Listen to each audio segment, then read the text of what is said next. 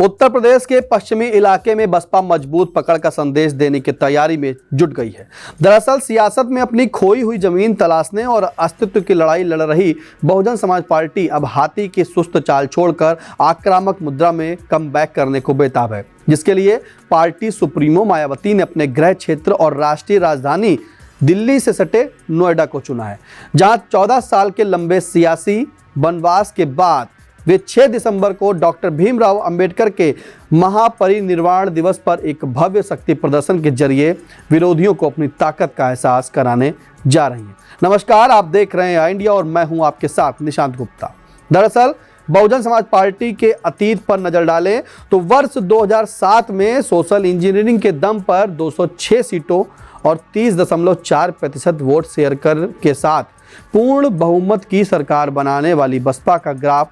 2012 में 80 सीट, 2017 में 19 सीट और 2022 में मात्र 1 सीट व 12.88% वोट शेयर पर सिमट गया। लेकिन 9 अक्टूबर को लखनऊ में उमड़ी लाखों की भीड़ ने कार्यकर्ताओं में जो उत्साह का संचार किया है, उसे अब पश्चिमी यूपी के रण में वोट बैंक में तब्दील करने की रणनीति तैयार कर ली गई है। मायावती जो आखिरी बार 2011 में मुख्यमंत्री रहते हुए नोएडा गई थी, अब 2027 की विधानसभा चुनाव को लक्ष्य बनाकर पश्चिमी उत्तर प्रदेश में दलित मुस्लिम गठजोड़ का एक नया और ठोस समीकरण साधने में जुटी हैं,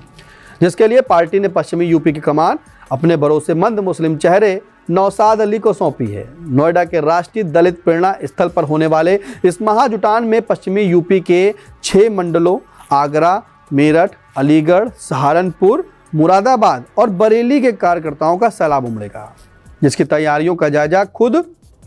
पार्टी महासचिव सतीश चंद्र मिश्र और नौशाद अली ले चुके हैं। रणनीतिकारों का मानना है कि मायावती का यह कदम दोधारी तलवार की तरह काम करेगा। पहला, यह दिल्ली के करीब होने के कारण राष्ट्रीय मीडिया का ध्यान खींचेगा और हरियाणा व दिल्ली के कार्यकर्ताओं को एकजुट करेगा, और दूसरा, यह पश्चिमी यूपी में उभर रहे चंद्रशेखर आजाद की चुनौती को ध्वस्त करने का काम भी करेगा, जिनके बारे में माना जा रहा है कि हालिया विवादों और मुजफ्फरनगर रैली में कम भीड़ जुटने से दलितों का उनसे मोह भंग हो गया रहा है। बसपा का गणित साफ है कि प्रदेश में 22% दलितों में से 12% जाटों हैं, जिनकी पश्चिमी यूपी के कुछ जिलों में आबादी 30% तक है, और यदि इस कोर वोट बैंक के साथ मुस्लिम मतदाता जुड़ जाएं